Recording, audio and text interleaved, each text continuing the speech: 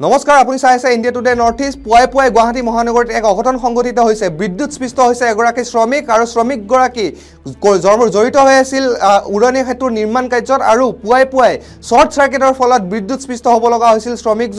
শ্ৰমিকজনৰ নাম সাইবুল হক বুলি জানিব পৰা গৈছে আৰু বৰ্তমান গুৱাহাটী মেডিকেল কলেজ হস্পিটেলত তেখেতক ভৰ্তি কৰোৱা হৈছে আৰু সংকটজনক অৱস্থাত আছে বুলি জানিব পৰা গৈছে আৰু এই ঘটনা সংঘটিত হৈছিল গোস্বামী সাৰ্ভিসিংৰ সন্মুখত আৰু এই ঘটনা সংঘটিত হোৱাৰ পাছতে অগ্নি নিৰ্বাপক বাহিনী আহি তেখেতক উদ্ধাৰ কৰিবলৈ সক্ষম হৈছে আৰু বৰ্তমান সময়ত গুৱাহাটী মেডিকেল কলেজ হস্পিটেলত তেখেতক ভৰ্তি কৰি ৰখা হৈছে আৰু তেখেতৰ নাম সাইবুল হক বুলি জানিব পৰা গৈছে আৰু এই বিষয়ে সবিশেষ আগবঢ়াইছো আপোনালোকৰ বাবে